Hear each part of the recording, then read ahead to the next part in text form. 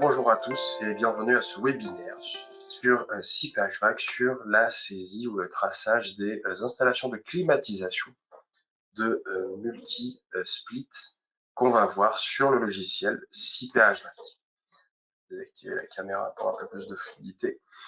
Alors, CPHVAC, qu'est-ce que c'est? Donc, c'est un logiciel développé par CP qui permet de faire des calculs de CVC. Donc, c'est pluridisciplinaire, j'ai envie de dire. On peut faire plusieurs calculs en un seul logiciel. Donc, le logiciel que vous pourrez retrouver sur le store de BIMserver, ce que vous voyez à l'écran, c'est mon compte BIMserver. Donc, BIMserver, c'est une plateforme collaborative totalement gratuite. Donc, vous pourrez créer un compte avec votre adresse mail directement, qui vous donnera accès aux différents logiciels que vous pourrez télécharger. Donc, ça, c'est la première étape, parce que sans compte BIMserver, vous ne pourrez pas télécharger de logiciel CP, tout simplement. Et ensuite, dans un second temps, cela vous permet de gérer vos projets et de gérer vos équipes de travail directement sur la plateforme. Donc, c'est une plateforme sur de cloud totalement gratuite. Au niveau du store, donc, vous allez retrouver plusieurs solutions qui concernent un petit peu tout ce qui touche au bâtiment. Donc, il y a une assez large liste de logiciels. Au niveau du store, téléchargement aussi gratuit, vous avez une période d'essai de 10 jours pour tous les logiciels que vous pourrez télécharger. Et si ça ne suffit pas, vous pourrez toujours nous contacter pour vous prêter une licence afin de vous permettre de tester ou d'évaluer le logiciel sur une période un peu plus longue, sachant que les 10 jours ne sont pas consécutifs. Donc, si vous l'utilisez aujourd'hui et vous ne l'utilisez pas pendant une semaine, il y aura 15 jours de décompté sur la période d'essai. Ce qui va nous intéresser aujourd'hui, c'est le logiciel CPHVAC. CPHVAC, qui est pour rappel, un nouveau logiciel, on va dire. C'est pour ça que vous avez l'inscription ici récemment arrivée.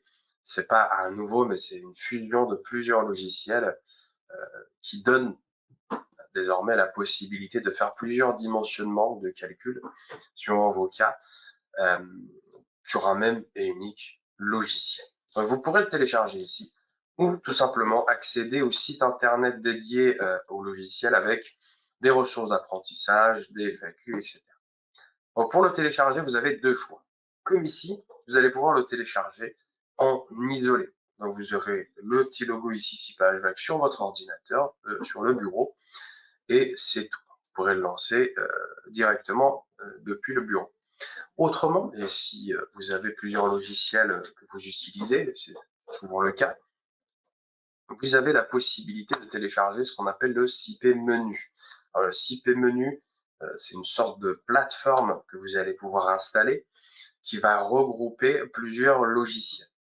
Et ce qui va être pertinent à l'utilisation de ce CP Menu, c'est que lorsque vous allez l'installer, tous les logiciels seront grisés. Grisés, ça veut dire, comme ici par exemple, ça veut dire qu'ils n'ont pas été installés sur mon ordinateur. Ils n'ont pas été installés parce que tout simplement, peut-être que je n'en ai pas l'utilité ou pas encore d'utilité à les installer. Donc, autant ne pas prendre de place inutilement sur mon ordinateur. Vous pourrez donc installer les logiciels que vous utilisez, que vous allez retrouver sur le CP Menu. Moi, par exemple, j'ai installé le CPHVAC et j'ai également installé d'autres logiciels, mais notamment ici le CP Thermos pour le calcul de charge qu'on va présenter un peu à la fin de cette présentation.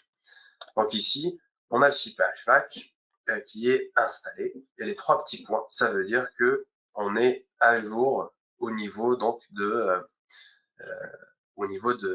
versions. Quand je clique dessus, ça va m'indiquer que la version installée avec la date et l'heure de téléchargement ou de l'upload, on va dire, sur bimserver.center. On a également la possibilité d'installer des versions précédentes, notamment si votre licence n'inclut pas la version 2025, par exemple, dans notre cas. Chose utile également, c'est cette petite inscription actualisée. Si il y a une actualisation qui est faite sur bimserver.center, que ce soit une correction, que ce soit une nouvelle mise à jour, une nouvelle version, etc., vous aurez la petite inscription ici actualisée, ce qui vous donnera le choix de l'actualiser ou pas. On peut actualiser logiciel par logiciel, donc module par module, ou tout simplement lancer une actualisation groupée. Donc ça vous permet d'actualiser tous les modules, enfin, tous les logiciels que vous utilisez d'un coup, ce qui permet un petit peu d'automatiser tout ça. Quelques nouveautés donc, qui vont arriver. Donc, il y a une nouvelle version qui arrive très prochainement. Là, actuellement, on est à la version 2025 de B. La C va bientôt arriver avec quelques nouveautés, notamment l'ajout de système d'aérothermie bibloc, quelques améliorations au niveau des systèmes VRF avec de nouveaux éléments tels que le collecteur, un calcul de charge de réfrigérant qui est ajouté aussi pour les VRF. On a également la possibilité d'ajouter des plénums dans les installations en gaine, ou des plénums pour les bouches. L'ajout de nouveaux catalogues fabricants, c'est aussi à chaque version, on a des nouveaux catalogues fabricants qui intègrent, on va dire, le logiciel avec d'autres améliorations et de correctifs qui vont être apportés à la 2025C qui arrive très prochaine. Donc sans plus attendre, on va aller directement à ce qui va nous intéresser aujourd'hui, c'est le CIP HVAC. Donc je vais le lancer directement depuis le CIP menu et on va venir importer une maquette numérique. Chose importante à savoir ici, c'est que le logiciel peut être utilisé avec ou sans maquette numérique. Donc ici, je vais initier un nouveau projet. Comme je veux, hein, c'est comme nommer un Word. Le bouton parcourir permet de le sauvegarder ailleurs que le chemin par défaut qu'on peut voir ici, donc sur un disque dur, sur votre serveur, etc. Et je vais directement accepter. Donc, comme on peut l'utiliser avec ou sans maquette numérique, il est proposé ici de se lier à un projet BIM Server ou pas. Si je n'ai pas de maquette numérique, je décoche la case et je vais directement tracer ou réaliser mon dimensionnement sans maquette numérique. La valeur ajoutée de la maquette numérique, c'est qu'on va retrouver tous les niveaux avec leur hauteur, mais surtout on peut voir un petit peu l'encombrement que pourra générer l'installation, que ce soit au niveau des unités extérieures ou intérieures, ou notamment le passage des différents conduits de notre installation pour éviter un petit peu de passer n'importe où sur le bâtiment, ce qui peut fausser notamment au niveau des métrées et des longueurs de tubes de notre installation tout simplement. Sinon, on peut utiliser de la même manière, sans maquette numérique, notre projet ou avec des fonds de plan, tout simplement, que ce soit des PDF, des WG ou une simple capture image hein, que vous pourrez très bien exploiter pour mieux vous repérer. Ça facilite le travail sans pour autant être obligatoire. Ici, je vais pouvoir importer donc une petite maquette numérique d'un restaurant qui a été fait ici pour vous montrer un petit peu les différentes subtilités qu'on pourra avoir lorsqu'on va tracer surtout notre installation. Une fois qu'on a saisi la méthode, tout le reste deviendra plus simple. Donc ici, j'ai importé une maquette numérique. Donc maquette numérique qui a été modélisée sur IFC Builder, mais sachez que il sera possible d'importer n'importe quelle maquette numérique respectant les standards IFC, qui peut être issu de Revit, Archicad ou autre. Ça ne pose, ou de site architecture notamment, ça ne pose aucun problème. Ici, il y a une question qui est posée. Donc celle-ci, elle sera posée à chaque initiation de nouveau projet. On me demande, on m'indique dans un premier temps que le modèle, le projet que je souhaite importer depuis BIM Server n'inclut pas de résultat de calcul de charge thermique. Pareil, tout comme la maquette numérique, il sera possible d'importer un calcul de charge que vous auriez fait au préalable avec CIPterm Loads, qu'on va voir un petit peu à la fin. On peut l'importer directement depuis BIM Server. Donc, votre calcul de charge, vous le faites sur CIPterm Loads, vous l'exportez sur BIM Server et en important le projet, vous pourrez l'inclure. Comme ça, vous avez juste à vous occuper de la modélisation, du traçage de votre installation. Comme il n'y a pas de calcul de charge d'importer, il me pose la question, voulez-vous estimer les charges thermiques pour les locaux importés? Alors, on parle ici d'estimation. Je vais cliquer sur oui, comme ça vous pourrez voir un petit peu ce que ça donne. Donc, on parle ici d'estimation, mais si vous avez le calcul de charge qui a été fait à côté, peut-être que vous l'avez fait sur un autre logiciel que CIPterm Loads, par exemple, hein, où vous les avez à côté, vous pourrez les renseigner manuellement directement dès l'initiation du projet. D'accord. Par exemple, on peut laisser ici, donc on peut rester par défaut à 100 watts par mètre carré. Pour le chauffage, on peut mettre par exemple 100 watts par mètre carré. Et là, en fonction de projet importé, en fonction de la maquette, il va pouvoir calculer suivant la surface les charges dont on aura besoin. Donc on arrive à l'interface, donc vous voyez, quand je me positionne sur le local, ce qu'on voit ici, une fenêtre pop-up s'affiche qui va m'indiquer les puissances que je dois fournir pour refroidir et chauffer notre petit restaurant ici. Donc suivant le calcul qu'on a réalisé, donc il m'indique que j'aurai besoin de 13 125 watts pour refroidir mon local ici, et j'aurai besoin de 7875 watts pour chauffer mon restaurant avec des températures intérieures de 21 degrés. Tout ça, ça a été estimé et on va revenir dessus un peu plus tard parce qu'on peut les éditer bien entendu. Donc au niveau de l'interface principale, on va se retrouver avec donc dans l'onglet installation. Après, on peut aller dans l'onglet estimatif si vous voulez partir sur l'estimation du budget ou du coût de l'installation que vous allez mettre en place. Ce qui va nous intéresser aujourd'hui, c'est l'onglet installation. Déjà, pour un petit peu se mettre en mode confort d'utilisation, sachez que les fenêtres ici, ou les sections, sont, on va dire, flottantes ou amovibles, si on peut dire ça comme ça. Donc on pourra les déplacer comme on veut, ou tout simplement les enlever. Si on n'a pas l'utilité, on peut très bien les enlever pour laisser uniquement les éléments qui nous intéressent. En haut à droite, on a toujours la possibilité de revenir sur la disposition par défaut pour remettre en place toutes les fenêtres telles qu'elles ont été définies par défaut. Pour revenir sur le réglage du visioning. Sur la bande horizontale, on va retrouver tous les éléments qu'on pourra mettre en place pour réaliser un calcul ou un dimensionnement. Dans la section calcul, on a deux boutons. La petite calculette permet de calculer et la petite baguette magique permet de dimensionner. La différence, c'est que le calcul permet de vérifier les éléments mis en place sur le projet. Uniquement vérifier sans rien toucher. Et ça permettra de vous dire si ça passe ou pas, si on permet de satisfaire les exigences ou pas. Le dimensionnement va permettre au logiciel, c'est comme si vous donnez tous les droits au logiciel, de sélectionner parmi la liste des systèmes que vous aurez sélectionnés, de sélectionner celui qui permettra de valider les exigences. Donc, il vous propose une configuration optimale pour justement satisfaire les exigences. Donc, on a différentes sections. On a la partie condensation pour tout ce qui est tour de refroidissement au générateur à condensation. Climatisation à eau. Alors, quand on parle de climatisation ici, c'est chauffer et ou refroidi. C'est les deux cas. Avec des générateurs ici, ça peut être des pompes à chaleur, ça peut être des chaudières. On a différents émetteurs, des productions de CS ici, échangeurs et ballons échangeurs. On a de l'aérothermie. On a également tout ce qui est distribution d'eau, donc avec les vannes d'arrêt, etc., les pompes de circulation qu'on peut mettre en place sur le réseau hydraulique, avec ici notamment les tuyauteries.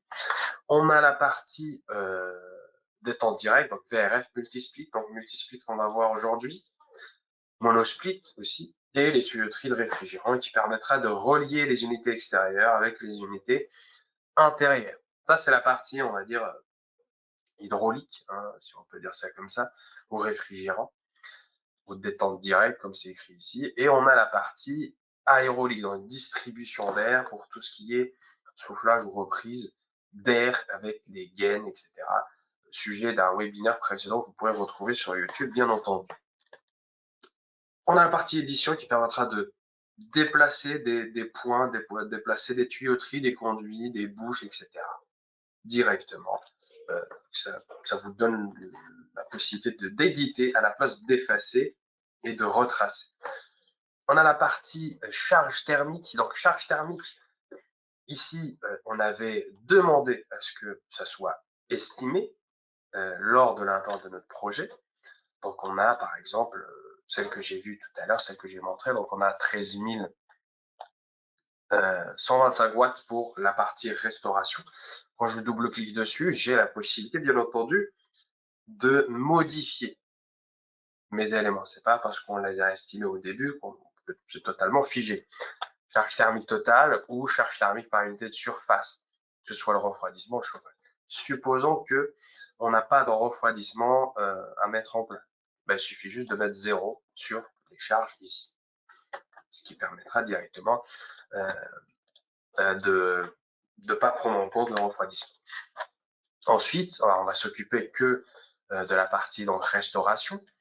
Pour les températures de consigne de chauffage, on va mettre 19 degrés et 28 degrés pour les températures extérieures.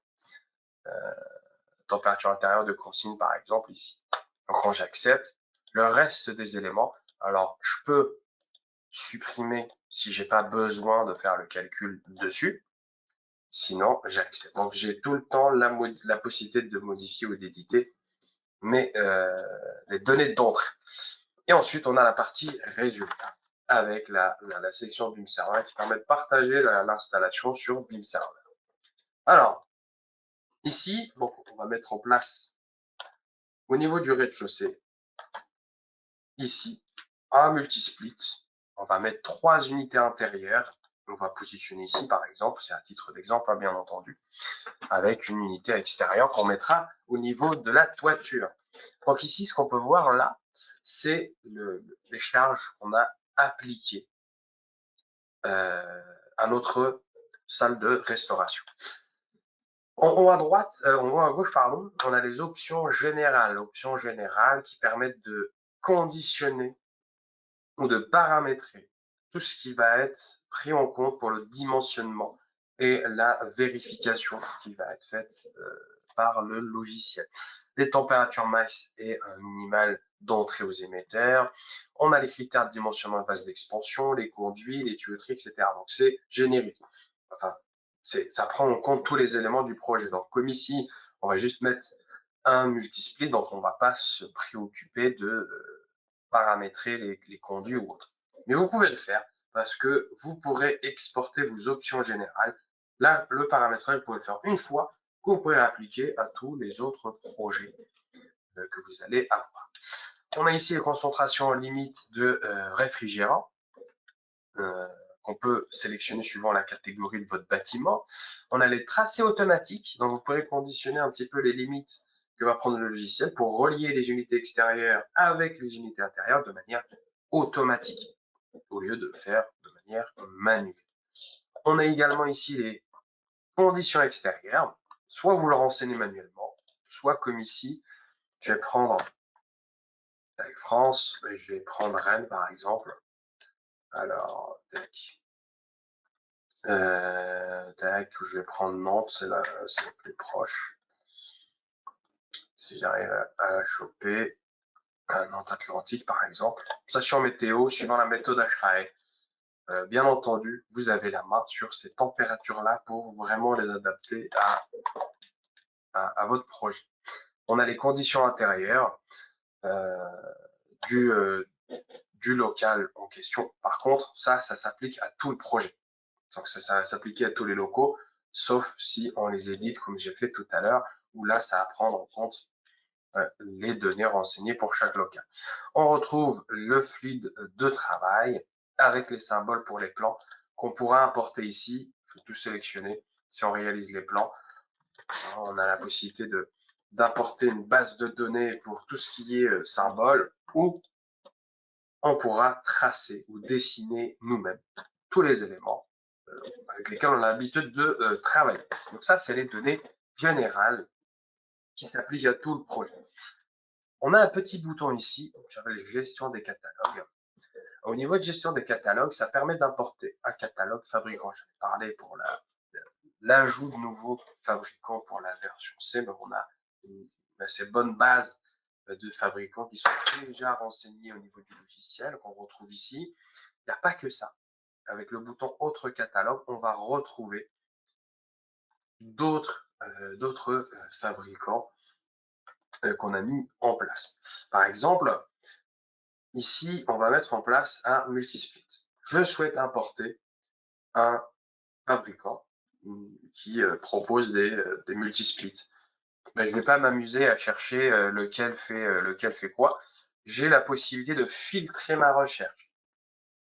Filtre appliqué, ben ici on a la possibilité d'importer ou d'afficher les fabricants qui offrent, on va dire, les éléments qu'on souhaite mettre en place. Ici, on va cocher multisplit. Quand j'accepte, il me propose, pardon, pour les multisplits, il n'y a que Bosch pour l'instant. Donc, je vais pouvoir télécharger le catalogue. Donc, ici, on peut télécharger tout le catalogue Bosch, donc les unités extérieures VRF, les multisplits, les monosplits, etc. J'ai lu et accepté les conditions. Donc là, je télécharge tout. Ça pour faire ça. Pour pouvoir accéder donc, à la base de données fabricants et pouvoir les utiliser sur le projet, il faut être connecté, comme on peut le voir en bas de la fenêtre, à ce qu'on appelle l'Open-Beam Database. C'est une plateforme qui est totalement gratuite. Vous créer votre compte avec votre adresse mail et pouvoir vous connecter sur le projet. Bien sûr, vous connectez une fois et ça va rester connecté pour accéder aux différents catalogues du projet. Donc là, j'ai cliqué sur Terminer. Donc, ça m'a importé les catalogues que j'ai demandé. Ensuite, on va retrouver éléments introduits ici. C'est une bibliothèque, une sorte de gestionnaire du projet. Vous allez pouvoir retrouver tout ce que vous allez mettre en place. C'est à consulter à la fin. Parce que là, tout sera vide, forcément, vu qu'on n'a rien mis en place. Quand vous allez mettre en place un élément, vous allez retrouver la référence, catalogue et l'emplacement de l'élément en question. Bibliothèque. Bibliothèque générique.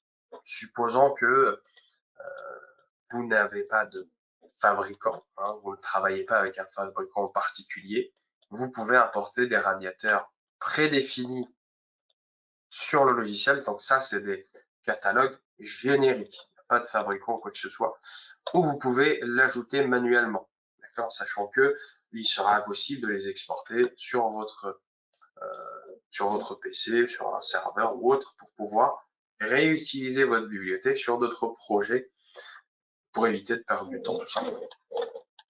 Donc ça, c'est le paramétrage, on va dire, d'avant-projet. Maintenant, pour mettre en place notre multisplit sur notre restaurant, donc la zone restauration ici. La première chose, c'est de correctement se positionner. Alors, ici, vous pourrez penser que je suis en 2D, mais je suis en 3D.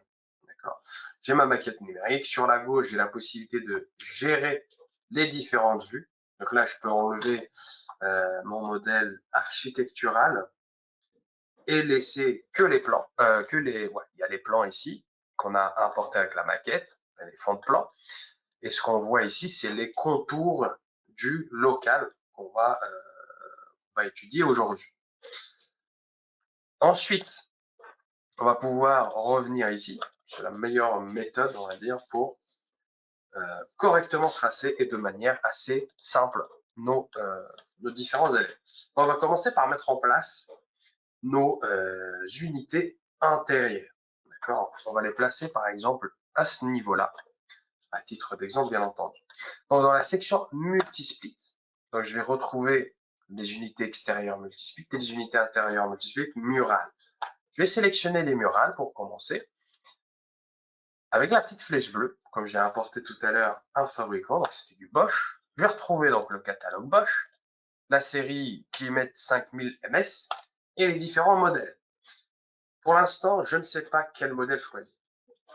Je vais sélectionner le premier avec les puissances de refroidissement et de chauffage qui sont disponibles, avec notamment l'indice de capacité, qui est important hein, pour connaître un petit peu le nombre d'unités intérieures qu'on peut raccorder ou les différentes dispositions qu'on peut avoir sur notre installation.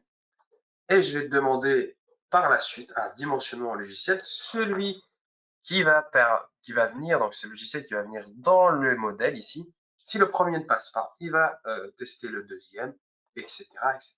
D'où l'intérêt du dimensionnement. Donc je vais accepter. Dans la petite section, avant de passer donc aux charges thermiques attribuées, on a ici les puissances requises. Puissance requise, c'est lorsqu'on n'a pas de calcul de charge, on n'a pas de maquette numérique, on va dire, on n'a aucun plan, on n'a rien. On travaille vraiment que avec la modélisation de l'installation. Bah là, on va lui donner le calcul de charge, enfin les charges que doit respecter ou qui doit valider, on va dire, par l'unité intérieure, ici. Pour lui indiquer les températures du bulbe sec, on avait dit 28 et 19, et la température intérieure du bulbe humide, alors on va mettre 20 degrés ici. Au niveau des charges thermiques attribuées, ici, c'est lorsque vous allez avoir plusieurs unités intérieures, vous pourrez leur attribuer un pourcentage de la charge de chauffage ou de refroidissement. Ici, j'en ai qu'un. Donc, le logiciel, qu'est-ce qu'il va faire? Donc, ça, je le fais manuellement, mais le logiciel le fait automatiquement. Par contre, si on a deux unités intérieures, il va prendre la charge totale de chauffage, il va diviser par 2. Il va diviser par le nombre d'unités intérieures. Vous pouvez ajuster ces paramètres-là pour dire cette unité intérieure va prendre 60%, l'autre unité va prendre 10%, etc. Et le dimensionnement se fera ainsi. Donc moi, pour l'instant, j'ai laissé le logiciel le faire automatiquement. Je vais mettre une référence et j'accepte. Donc là, j'ai directement la possibilité de mettre en place. Donc si on zoome, on voit la petite flèche verte sur la droite de mon unité intérieure qui m'indique le point d'accroche de mon... c'est la face arrière, on va dire, de mon unité intérieure. Je peux l'orienter de différentes manières ici pour que ça corresponde à ce que je vais mettre en place. On va le mettre en place ici. Par contre, là où il faut faire attention, vu qu'on est en 2D, c'est la petite barre bleue ici qui me permet de renseigner un déplacement à mon unité intérieure. Je vais dire, par exemple, je peux le mettre à 2,50 m du sol, par exemple. Alors, je peux le mettre en place ici, par exemple, comme ça. Et je vais en ajouter un, par exemple, ici, comme ça. Et je vais orienter différemment mon unité pour la mettre, par exemple, ici. D'accord? Là, j'ai mis en place mes unités. Lorsqu'on met en place un élément, pour l'instant, on voit des erreurs. Si elles vous dérangent, parce qu'on n'a encore rien mis ici, on peut les enlever comme ça, parce que pour l'instant, on n'a pas lancé de calcul, quoi que ce soit. Si je me mets en 3D, on peut voir les unités intérieures. Elles sont coupées parce que tout simplement, la hauteur de mon point de coupe n'est pas assez élevée. Je vais l'augmenter, je vais mettre 80 pour voir. Voilà, comme ça, on a une coupe parfaite et on peut voir ce qui se passe ici. Donc, on a l'unité intérieure avec l'inscription Bosch. On va revenir ici. On va s'attaquer maintenant à la... Alors, avant d'attaquer donc la toiture, on va venir ici afficher la vue 3D pour voir un petit peu l'importance d'avoir une vue 3D ou la valeur ajoutée. J'ai créé un plan de coupe pour voir notamment ici, est-ce que je suis bien positionné, notamment par rapport aux fenêtres, par rapport au reste de mon bâtiment. C'est valeur ajoutée un petit peu de la maquette. On va aller à la toiture et on va pouvoir mettre cette fois-ci l'unité extérieure. C'est le même principe, on ajoute notre unité extérieure ici et on va pouvoir la positionner, de cette manière-là, par exemple. Je vais la positionner ici. Là où il faut faire attention, là comme ça, ça a l'air d'être correct. Quand je fais ça, on n'est pas bon du tout. Pourquoi? Parce que tout simplement, lorsque j'ai mis en place mon unité extérieure, le déplacement est resté à 2,50 m. Il n'y a rien de grave. Avec les outils d'édition, j'ai la possibilité de, on va dire, d'éditer mon unité extérieure pour la faire descendre vers le bas, d'accord? Ou sinon, si vous ne voulez pas vous embêter avec ces éléments-là, vous retracez directement. Chose où il faut faire attention, c'est lorsqu'on fait ça, le déplacement. Quand on fait ça, eh ben, on s'aperçoit que maintenant, elle est bien positionnée. Il faut maintenant relier les deux unités, donc unité extérieure avec les unités intérieures. On va pouvoir passer, par exemple, ici, on va faire un tracé à titre d'exemple, avec des tuyauteries de réfrigérant. Pareil, je vais dire que je veux un déplacement à 2,50 m. Je vais venir, par exemple, ici, je vais sortir. Pour aller tout droit, je vais activer l'outil orthogonalité. Orthogonalité pour vraiment aller, je vais enlever le fond de plan, aller tout droit et être sûr que je vais m'arrêter là, par exemple, comme ça. Je vais mettre le deuxième. Ici, non, moi j'ai fait un mauvais point. Il ne faut pas hésiter à zoomer pour que vous le positionniez où vous souhaitez. Donc, je vais faire l'inverse. Alors, je suis bien dedans, c'est bon. Tuyauterie de réfrigérant. Je vais venir comme ça.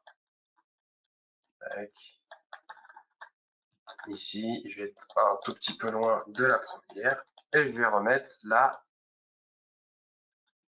donc la troisième unité intérieure. Je vais la positionner par exemple comme ça. Donc ça, c'est mes, on va dire, tuyauteries intérieures. Je vais positionner au niveau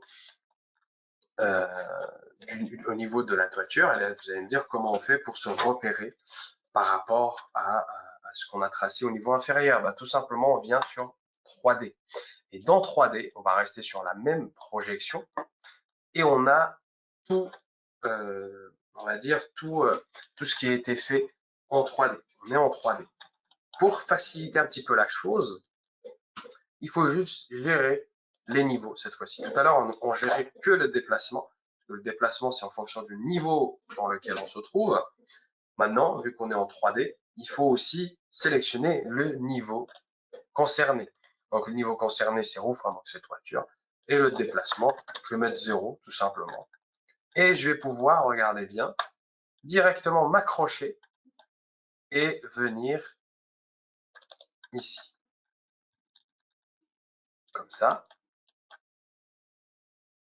Tac. Et ensuite, pour le dernier, je vais pouvoir venir comme ça.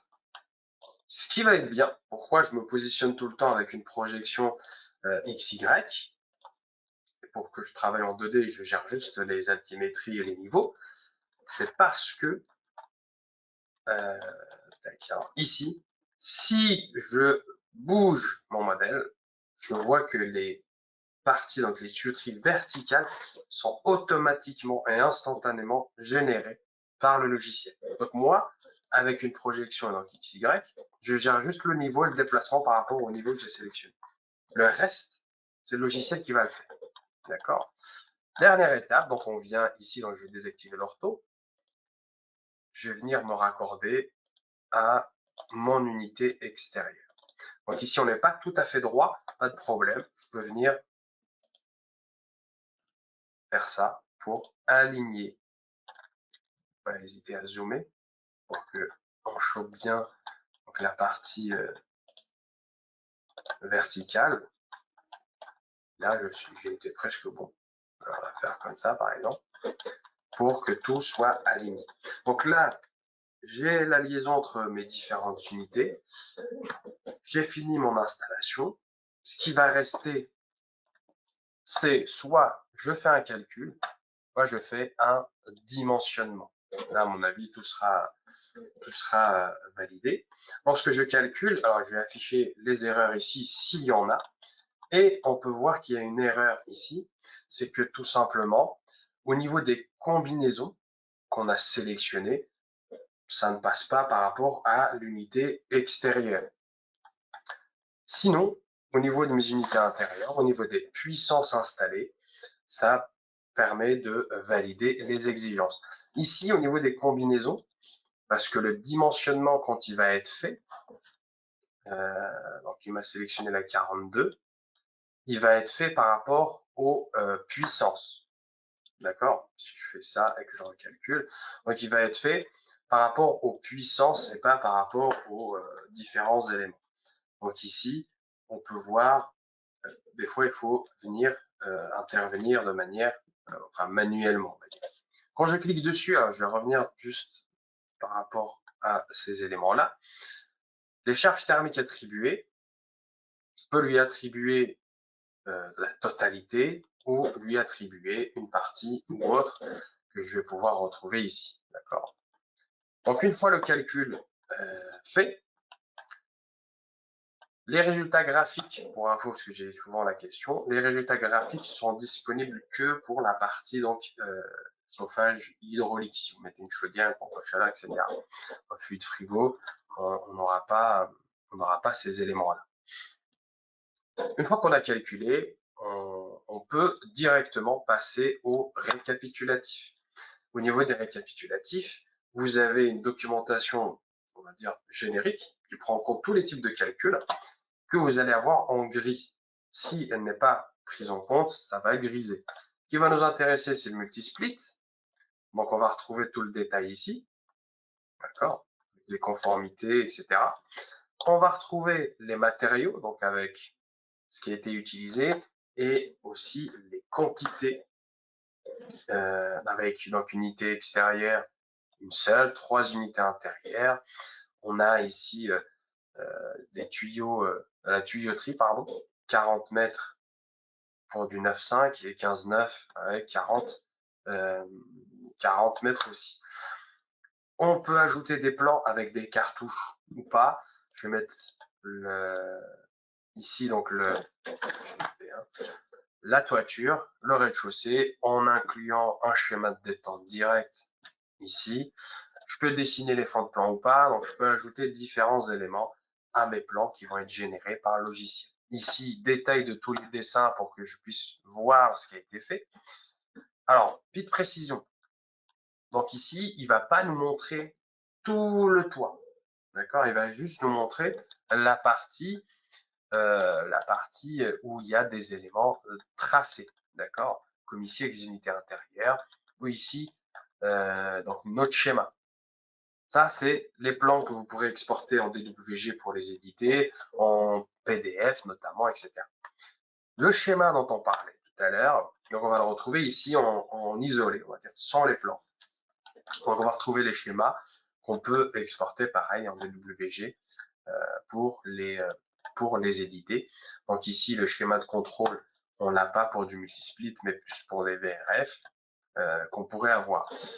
En plus de ça, vous pourrez avoir la possibilité de faire des imprimés écran avec ce petit bouton-là, directement depuis l'interface. Vous positionnez d'une certaine manière, si je remets ça, vous positionnez d'une certaine manière et vous faites un imprimé écran directement avec tout ce que vous allez afficher ici. Donc ça, c'est un petit peu la mise en place de notre système multisplit. Donc c'est une unité extérieure avec plusieurs unités intérieures. Le principe de saisie ou de traçage, c'est le même. Après, une fois que vous avez saisi la méthode, vous pourrez faire sur votre projet sans aucun problème. Donc ça, c'est pour la petite présentation.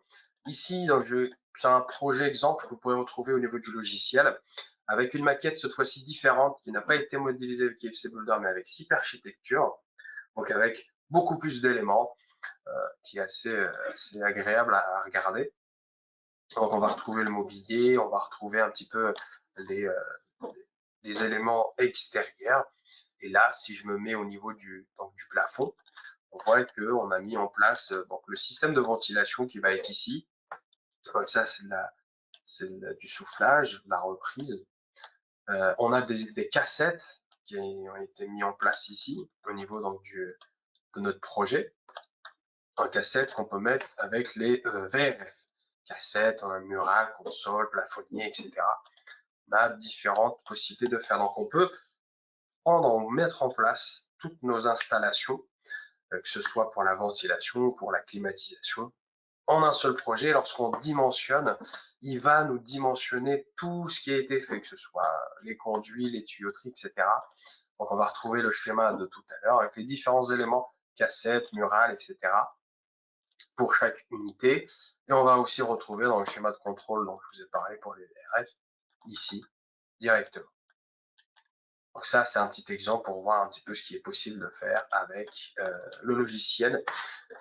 Logiciel CPHVAC, bien sûr, on peut mettre en transparent notre maquette, on peut enlever des éléments tels que la façade, on peut faire des modifications qui vont pouvoir garantir, on va dire, un confort d'utilisation.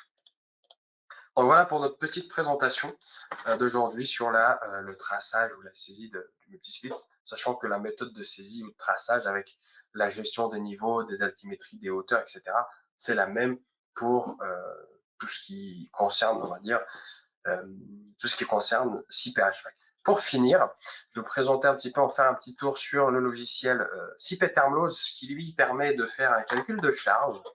En calcul de charge, on va importer une maquette numérique ou directement modéliser notre maquette sur l'onglet modèle 3D tel que c'est le cas ici. Donc modèle 3D, c'est tout simplement IFC Builder pour ceux qui connaissent. On va venir saisir l'enveloppe thermique de notre bâtiment avec notamment les scénarios d'utilisation. Plus on est précis, plus le calcul sera précis. Et au niveau du calcul, on aura donc un calcul par local qui va être fait, je vais actualiser, qui permettra de déterminer les charges ou les puissances nécessaires pour le chauffage et le refroidissement. Donc on a des résumés récapitulatifs pour le refroidissement, on a des graphiques, etc. Par exemple, pour cette, je vais prendre celle-là par exemple, on aura besoin donc 2013 watts pour refroidir notre bâtiment. Ça, soit je les renseigne manuellement comme on l'a fait tout à l'heure sur CPHVAC, soit je les exporte sur Beam Server afin de les importer dans CPHVAC avec la maquette. Comme ça, j'ai plus à me préoccuper de tout ça. Donc voilà, on a fait un petit tour sur donc, notre installation multisplit sur un petit restaurant et voir un petit peu les différentes modalités de traçage ou de saisie sur CPHVAC. Donc, si vous avez des questions, n'hésitez pas à les poser sur le module de questions ou tout simplement le module de chat. Sinon, on aura fini pour aujourd'hui et je vous donne rendez-vous sur d'autres webinaires à venir, notamment celui de la semaine prochaine sur CP Plumbing. Donc, si vous n'avez pas de questions, c'est tout bon pour moi. Je vous dis à bientôt sur d'autres webinaires. Merci à tous et bonne journée.